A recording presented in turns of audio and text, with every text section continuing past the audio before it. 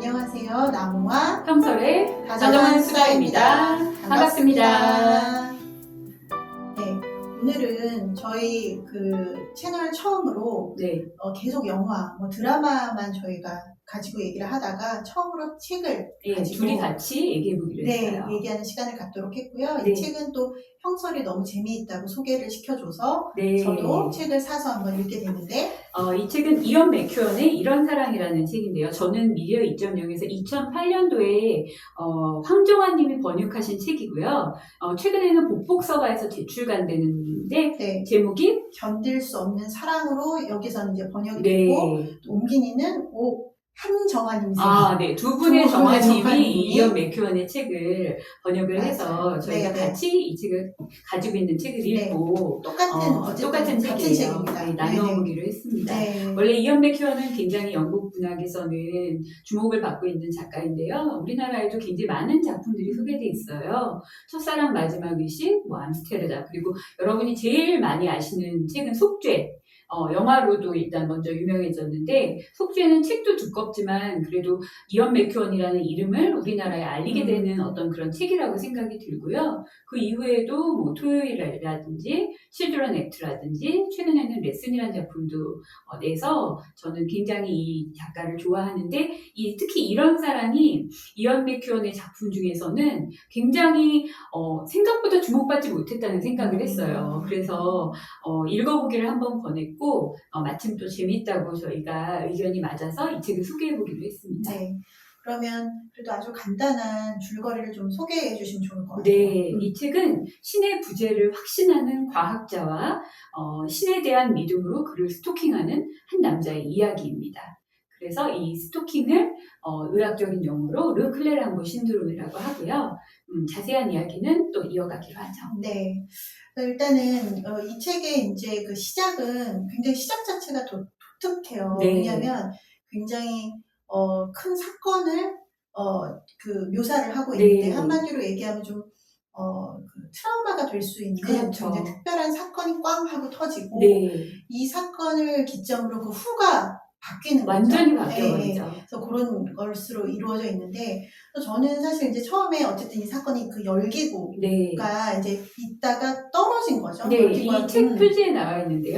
열기구 안에 한 소년이 타고 있는데 이 열기구가 이제 광풍에 휩쓸려 가는데 마침 그 근처에 피크닉을 와 있던 남자들이 이 끈을 잡기 위해서 막 뛰어들거든요. 맞아요. 그래서 그 끈을 잡았는데 결국은 놓쳐요. 그리고 마지막 한 명이 끝까지 잡고 있던 사람은 사망하고 아이는 나중에 살아서 돌아오지만 이 일이 그 자리에 있었던 사람들에게 어떠한 영향을 미치고 죄책감과 그리고 갑작스러운 감정의 전이와 이런 것들로 이들의 삶이 완전히 이전과는 다르게 180도 달라지는 것들을 보여줍니다. 맞아요. 그래서 이 이제 열기구를 어쨌든 떠내려가지 않기 위해 이제 뭐 붙잡고 있었던 사람 중에 한 사람이 남자 주인공인 조였고, 네. 그 다음에 페리라는 사람이었고, 그리고 이제 조의 여자친구 클라리사도 사실 그 줄을 잡고 있진 않았지만 그 그것을 자리에 있었던 지켜봤던 사람인 거죠. 네. 그래서 이제 주요 인물들이 어쨌든 이 열기구 사건을 통해서 이제 만나게 되는데, 그래서 저는 사실 이 열기구 사건을 보면서 이게 이 어떤 전반적인 스토리의 복선처럼 느껴지기도 네. 했거든요. 왜냐하면 이제 책을 보시면 알겠지만 조라고 하는 인물은 그 과학자에다가 그 다음에 어쨌든 논리적이고 굉장히 이성적인 사람이거든요. 그리고 이 사람이 자신의 어떤 그 결혼 생활을 이렇게 좀 기술을 해본 묘사를 보면 너무 건실하고 어떻게 보면 평온하고 네, 지적으로 충만한 가정이에요. 아이는 없지만 맞아, 아이는 없지만 네. 그래서 굉장히 우리 되게 건강한 사랑 이렇게 잘 읽어왔어 하는 어떻게 보면 자부심도 느껴지는 네, 그런 삶이었는데 이런 삶 가운데 이 통제할 수 없는, 그러니까 굉장히 잘 통제되는 삶 속에 통제할 수 없는 어떤 사건이 끼어든 거죠. 네. 근데 이 열기구도 사실은 우리가 모두 잘하면은 구할 수 있어라고 했지만 통제의 어떤 희망을 받지만 결국에는 통제를 하지 못하고 로건의 희생을 만들었거든요. 네. 그러니까 이게 어떻게 보면 이제 앞으로 잘 통제된 것처럼 보였던 조의 삶이 통제될 수 없는 어떤 지점으로 그렇죠. 흘러가게 될 거다라고 하는 큰 복선처럼 사실 느껴졌어요. 사건이자 복선인 거죠. 맞아요. 그래서 이제 좀 생각을 해봤어요. 네. 우리도 이런 우리의 삶 속에 복선처럼 느껴졌던 어떤 사건이 있을까? 혹은 어떤 사건으로 인해서 내 삶이 이후에 네. 굉장히 의미 있게 바뀌어진 이런 게 우리도 또 우리 삶에 있지 않을까라는 생각을 해서 나무님은 그런 게 어떤 게 있으세요? 저요. 이게 뭐라고 참 이게 그죠 구체적인 걸 다 얘기할 수 없지만 젊었던 어떤 시절에 저는 꽤 헌신적인 사랑에 대해서 좀 이렇게 몰두했던 시절이 있었던 것 같아요. 그러니까 그것도 하나의 통제감이었다고 생각하거든요. 내가 헌신하고 최선을 다하는 사랑에는 분명히 거기에 합당한 결실을 반드시 맺을 것이다. 라고 하는 어떤 그런 믿음을 가지고 살았던 어떤 시점이 있었는데, 근데 어느 날 거울을 딱 보는데 제 모습이 진짜 낯선 거예요. 네. 그 헌신적인 사랑의 힘을 믿는 그 여자의 모습이 제가 누구지? 라고 하는, 그러니까 거기에는 어느 순간 제 자신이 좀 없어졌다는 생각이 들면서 굉장히 충격적이었거든요. 그래서 내가 잘 살고 있었다고 생각했는데, 내가 이거 잘 살고 있는 게 맞나? 하고 순간 굉장히 그 공허함과 그 순간의 어떤 혼란함이 딱 몰려왔던 순간이 있었는데, 그게 굉장히 저한테는 좀 복선 같은 한 그 장면이었던 것 같아요. 그 당시에 그렇게 전화를 안 받더라고요. 제가 전화를 하면 전화도 안 받고 연락이 안 되는 거예요. 그게 사실은 어떤 헌신적인 사랑을 하고 있는 나 자신에 굉장히 빠져 계셨구나. 그랬다는 생각이 좀 들었고요.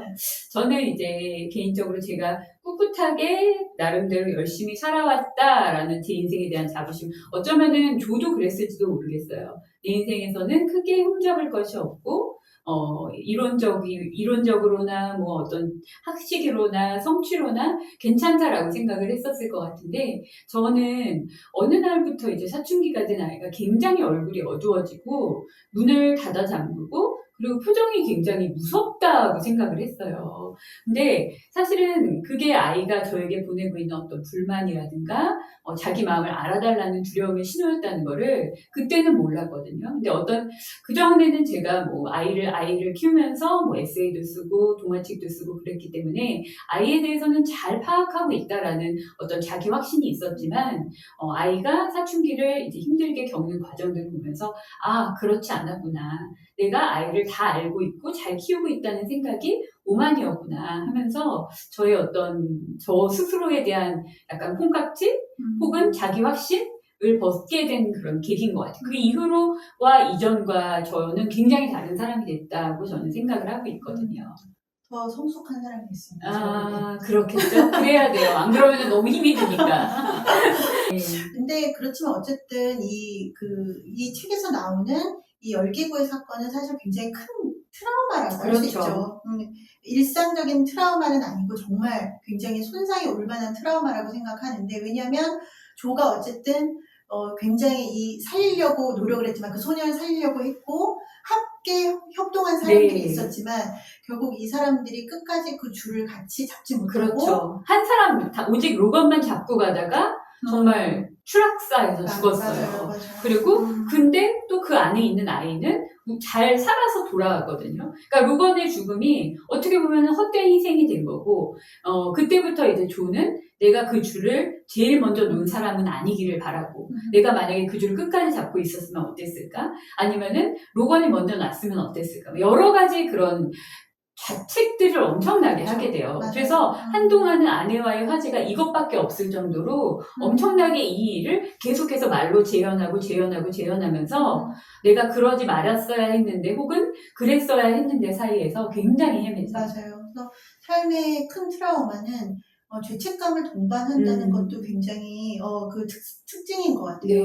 왜냐하면 어쨌든 트라우마 사건 속에서 한 개인이 어떤 노력을 했지만 그 노력을 끝까지 하지 못한 것 같다거나 아니면 뭔가 포기해서 거기서 희생되는, 지금 이 소설처럼 희생되는 누군가가 생길 때 그것이 내가 최선을 다하지 못한 혹은 끝까지 뭔가를 사명을 다하지 못한 이런 것 때문에 이런 더 불행이 다가왔는가 이렇게 또 느끼게 되니까 힘들게. 저한테는 거의 처음 겪는 실패와 안 되는 경험이었을 것 같기도 해요. 그래서 저는 트라우마라고 하는 측면에서도 굉장히 또 이거 흥미롭게 이 첫 부분을, 그러니까 초반부를 봤던 것 같아요. 그 이제 분석 심리학에서 그런 얘기를 해요. 우리는 사실 상당 부분 무의식적인 상태로 살아가고 의식적인 상태를 살아간다는 건 굉장히 잠깐이라고 네. 얘기를 하거든요. 그렇게 말해요. 네네. 그래서 이제 의식화된 인간으로서의 최정점을 예수님을 뽑는 거죠. 네. 무의식과 모든 걸 통합한 통합한 인간. 존재, 뭐 이렇게 이제 보는 건데, 상징적으로 네. 그렇게 보는 건데, 근데 트라우마라고 하는 사건이 바로 그 인간이 의식화될 수 있는 가장 획기적인 사건이라고도 얘기를 하거든요. 위기이자 기회네요, 말하자면. 맞아요. 그래서 저도 사실 그러한 어떤 기회를 받게 됐는데, 네. 이 소설에서는 그러나 사실 그 기회가 위기로 사실 네. 더 많이 좀 전락해버렸다는 네. 느낌? 네. 그래서 어떻게 생각하는지 저는 그런 생각을 했거든요. 물론 이제 페리라고 하는 인물에 대해서 우리가 안 얘기할 수 없지만 중반부부터는 우리가 사랑이라고 하는 여기서 사실 주제를 얘기를 하고 여러 각도의 사랑이 나오잖아요. 그런데 조가 사실 이런 이상한 사랑에 휘말렸던 것은 트라우마로 인한 어떤 자기 손상, 그리고 아까 전에 얘기했었던 죄책감을 사실 극복하기 위해서 어떤 무의식적인 역동도 네. 그러하여금 굉장히 위험한 사랑을 끌어들이게 하는, 근데 되게 억울할 것 같아요. 조의 그렇죠. 입장에서는. 그렇죠. 나는 한 게 없는데 갑자기 저 사람이 내 인생에 난입해서 당신을 사랑한다 이렇게 얘기를 하니까. 맞아요. 그렇지만 또 심리학적으로 보면 내 죄책감을 견디기 위해서 더 큰 사건을, 더 자극적인 사건을 불러들여서 어떻게 해서든 사실 견뎌내려고 하는 거죠. 그런 측면이 있지 않은가라고 전 봤는데, 네. 또 우리 형설 생각은 어떤지. 잠깐 여기서 드크레랑보 신드롬에 대해서 한번 짚고 넘어가야 될 것 같아요.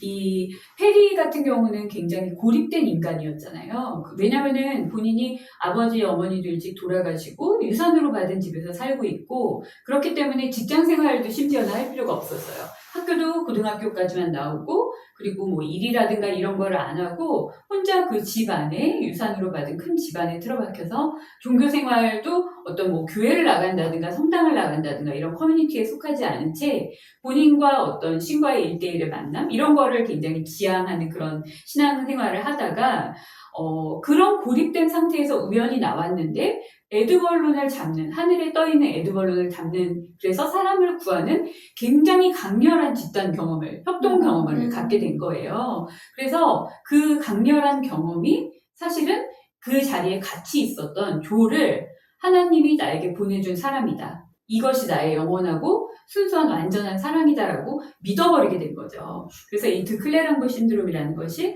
다른 사람과의 연애 의사소통을 하고 있다는 망상적 확신이라고 하더라고요. 근데 망상의 대상이 결코 바뀌지가 않는데요. 그리고 대상의 행동에 대상이 아무리 뭐라고 하더라도 그것마다 이 사람은 다 이유를 만들어내는 거예요. 예를 들어서 조가 지나가면서 나뭇잎을 이렇게 스치고 갔는데 그러면은 자기가 나뭇잎을 스치면서 그 안에 사랑의 메시지를 읽어내는 거죠. 그러니까 관계망상이라고 할 수가 있겠죠. 맞아요. 예.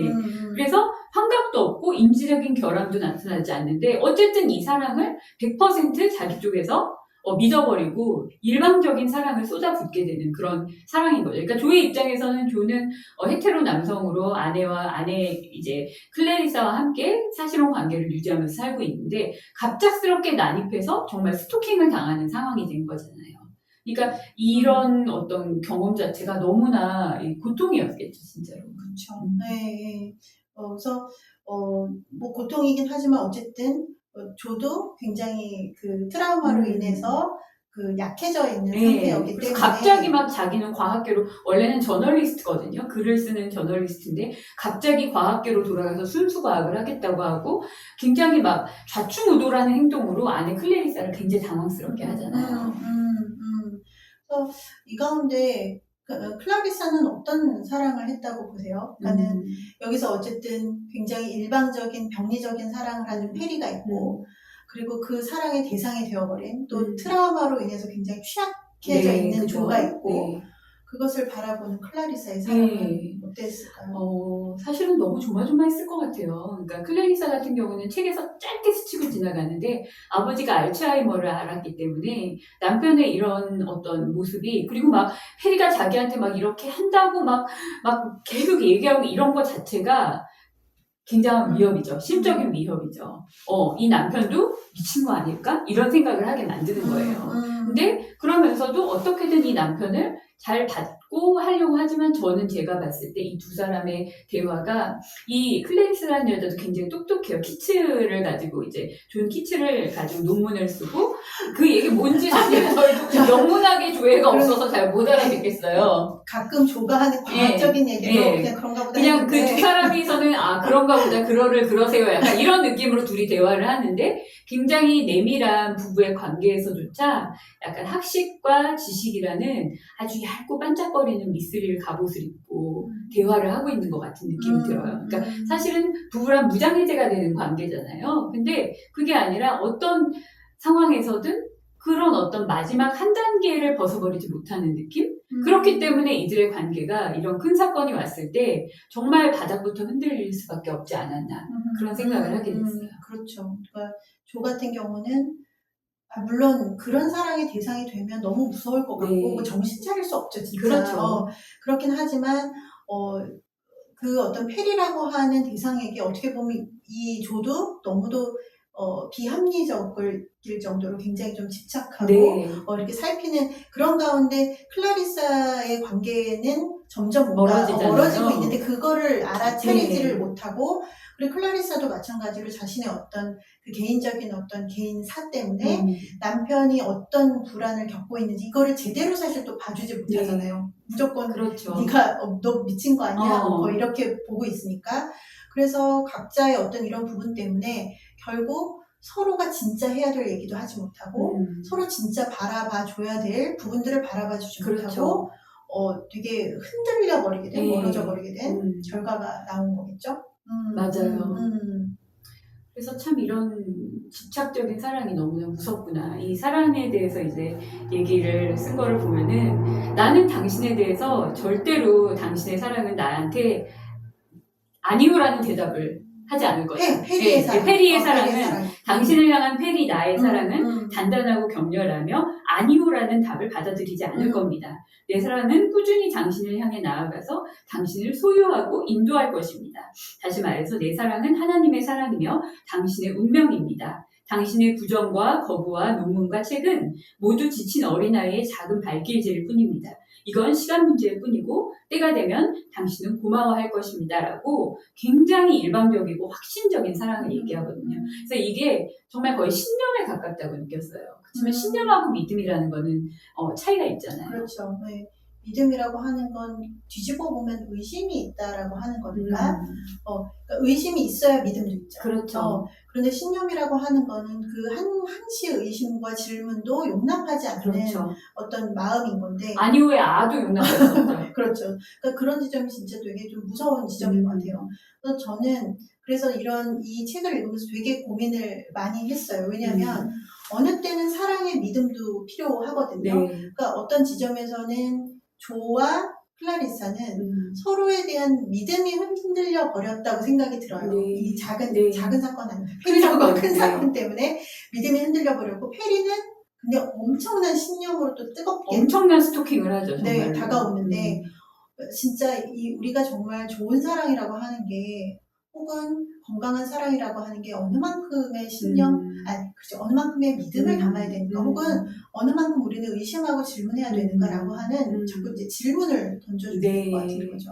네, 맞아요. 그래서 이 견딜 수 없는 사랑이라는 제목의 원제가 이제 Enduring Love거든요. 그러니까 견딜 수 없는 사랑으로 번역할 수도 있지만 지속되는 사랑, 견디는 사랑으로도 번역을 할 수가 있는 거예요. 그래서 사실 이 이언 맥큐언의 책에 잔가지가 되게 많아요. 그러니까 본인이 썰을 풀고 싶은 게 굉장히 많아가지고 우리가 큰 줄거리를 잘 따라가지 않으면은 막 자꾸 길을 잃어버리고 막 이거는 무슨 의미가 있는 거지 이렇게 되는데 여기서 이제 조와 페리와 클래리사의 어떤 이런 관계를 제외하고도 한 가지 사랑 이야기가 더 나오거든요. 그게 바로 이 마지막까지 에드버런을 붙잡았던 남자 로건의 이야기예요. 그러니까 여기서 조는 자신의 죄책감을 어떻게든 분산시켜 보려고 나중에 이 로건의 아내에게까지 찾아가요. 이 진 로건이라는 여자에게 찾아가는데 이 아내는 아이 2명과 함께 이제 미망인이 되어서 남아 있는데 이 사건에 대해서 다른 해석을 하고 있는 거예요.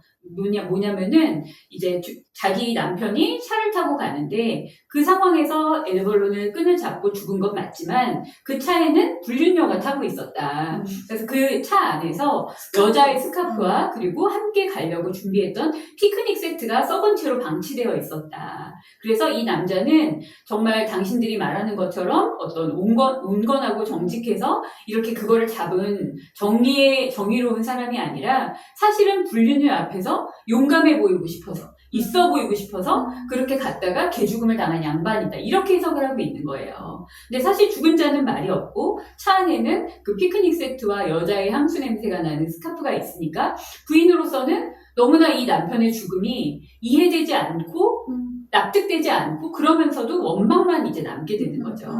근데 나중에 알려진 상황을 다시 추정을 해가면서 이제 조가 밝혀낸 바로는 이 남편은 사실은 부정을 저질렀던 게 아니라 불륜 관계에 있었던 어떤 두 사람을 차에 태워주는 친절을 베풀었던 거예요. 그래가지고 차에 태우고서 가고 있는데 마침 에드벌린이 떠가고 그 안에 아이가 있는 거를 보고서 갑자기 차를 멈추고 이제 그 상황으로 뛰어들었는데 뒤에 있던 불륜 커플은 이런 상황이 되면은 자기들이 혹시 참고인으로 불려가거나 어떤 말하기가 힘들어지는 상황이 생길 수도 있겠다 생각을 해서 그냥 도망을 쳤던 거예요. 자기들의 물건들을 내려놓고.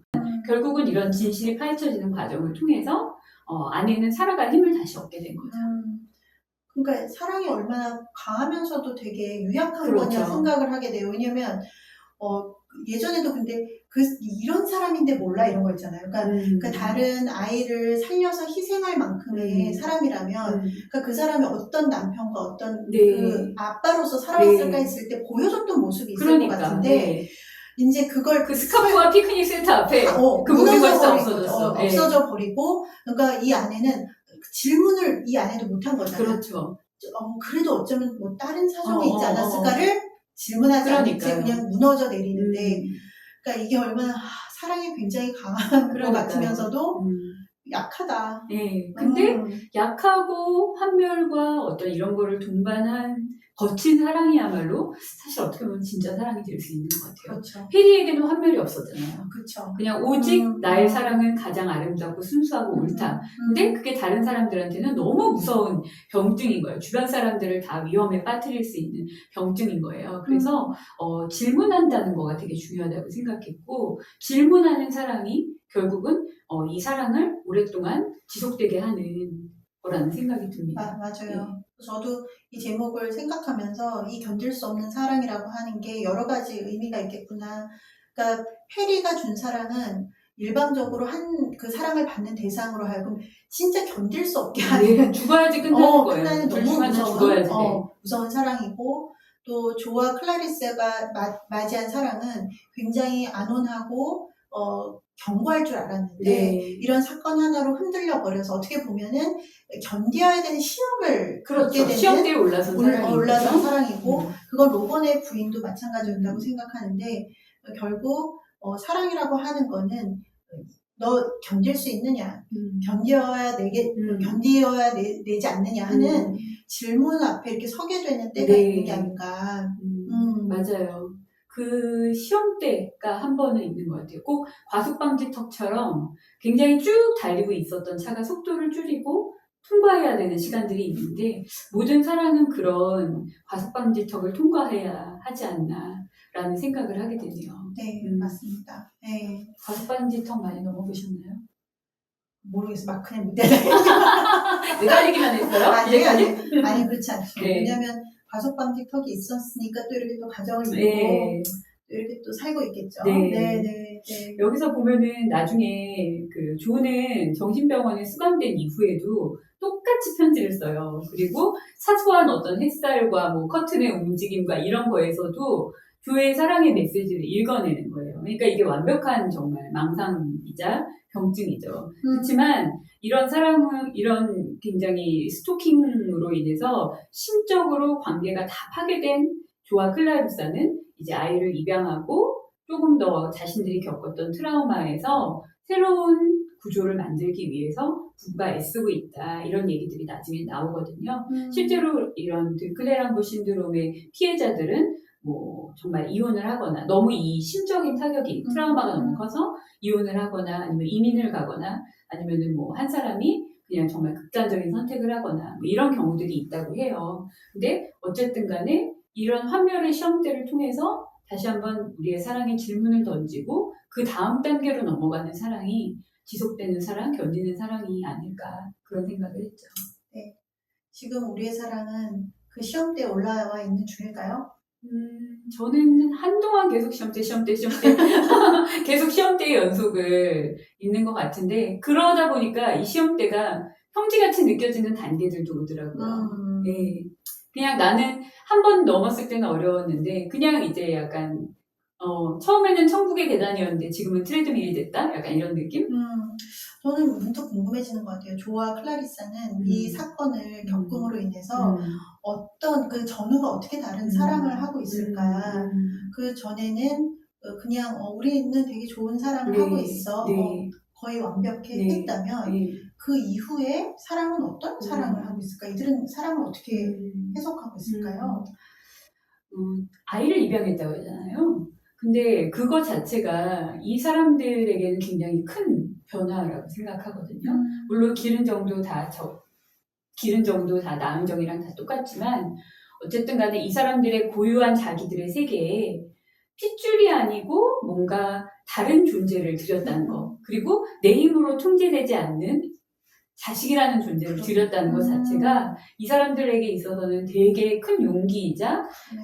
그 시험대를 넘어서는 또 하나의 모습이지 않았을까 생각해요. 그러네요. 그건 생각해보지 못한 네. 포인트인데 그러네요, 진짜. 자식이라는 건 그렇잖아요. 맞아요. 가장 나의 밑바닥을 들여다보게 하는 존재잖아요. 그렇죠.